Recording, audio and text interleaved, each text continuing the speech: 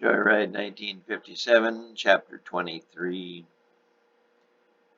James arose about 9 and went down to the lobby restaurant of the Skirvin Hotel in Oklahoma City, Oklahoma. He took his case with him and pulled out his maps to figure out a route to Alexandria, Minnesota. He spread them all over his table. He decided to head north and work his way east. It appeared he was some 700 miles from his destination. After eating a Denver omelet and a caramel roll and washing everything down with Coca-Cola, he checked out and headed out to his car. He was tired of hot wiring cars and wondered if the owner had left a spare key somewhere in the car. He began to search around and then looked in the glove box. The owner's manual had not been opened. He took it out of its plastic sheath, opened it, and 2 gold keys fell out. Thinking this to be a very good omen, he started the car with a golden ignition key. It began singing with its V8 voice, and he pulled out of the Skirvin Hotel lot and found Highway 77 north. He drove through the northern part of Oklahoma City, past the state capitol building, and out into open country. Jeff followed at a safe distance in his yellow and white '56 Mercury Montclair. He had trouble shielding his eyes from the sun due to the sunroof. It was tinted dark green, but the bright Oklahoma sun was winning. He pulled his cowboy hat down and forward, now barely able to see the road. Even with his dark glasses on, everything seemed to glare, especially all the chrome on the Mercury's mostly chrome dash. He noticed a silver Mercedes 300 SL not far behind him and realized either he or James was being followed by the big German car. He eased up to 45 miles an hour to let the Mercedes pass, but to his chagrin, the driver also slowed and would not pass him.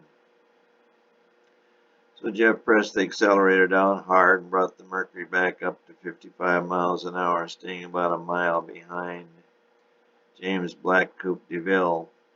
James tuned his radio to 50,000-watt radio station KOMA, located in Oklahoma City. It was 1520 on the Cadillac's AM radio dial, and he listened to hit after hit. Party Doll, All Shook Up, Love Letters, Hound Dog, 16 Tons, A White Sport Coat, Blueberry Hill, etc. The miles seemed to go by in a flash. Some 100 miles north of the city, a song came on that caught his attention. It was by a group called the Coasters, called Searchin'. James let out a big laugh. He had a rather high-pitched laugh, and suddenly he had a big urge to pee. He wasn't sure where he was, but he knew he had to stop. He pulled off into a side road after rounding a curve and got out to relieve himself. Neither Jeff nor the SL saw him stop, and within a couple of miles they both saw him gaining on them in their rearview mirrors. Thinking he had made them, they kept up their speed and stayed ahead of him. They were partially correct. James did remember the SL, and now was certain that car was following him. He stayed back from the 2 cars, but kept them in sight. The little caravan rolled through Oklahoma and into Kansas. By the time they reached Wichita, all 3 cars' gas gauges read empty. The first station on the south end of the city was a Shell station, and the SL pulled in. Across the street was a Standard, and Jeff pulled the Mercury in there. James, seeing this, drove on by and found a Phillips 66 near downtown Wichita. James grabbed a Coca-Cola and a turkey and cheese sandwich and headed north toward Newton and Salina, where he planned to spend the night. He was now on U.S. Highway 81. To his consternation, after about 5 miles, he noted the SL and also a yellow Mercury in his rearview mirror. This confirmed to him that at least 2 cars were following him.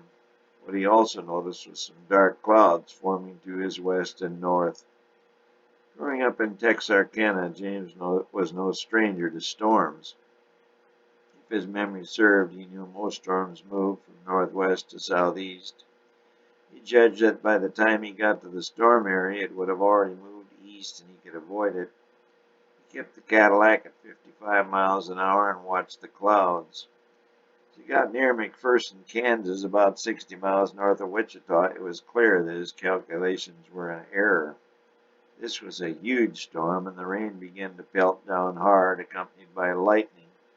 James' windshield wipers could not keep up, and he pulled over to the side of the road. His followers did the same a mile or so behind. Soon James heard the rat-tat-tat of hail. He got a sick feeling knowing the Black Beauty would soon have the pox. The wind began to pick up and began buffeting the car. There were cracks in the windshield, in fact all windows. He had left the car on.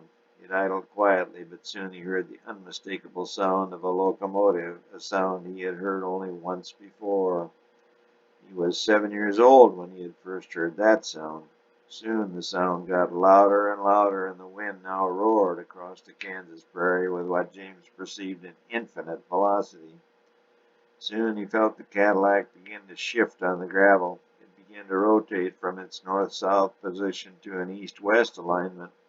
Suddenly it began a steady spin. The noise was deafening, and suddenly something whooshed toward him. It hit the car with an awful crash. Despite spinning, James realized it was something big and silver, and soon he saw wheels. As the SL hit his Cadillac, already a few feet off the ground, James' head hit the driver's side window with a tremendous force. It was the last thing James remembered.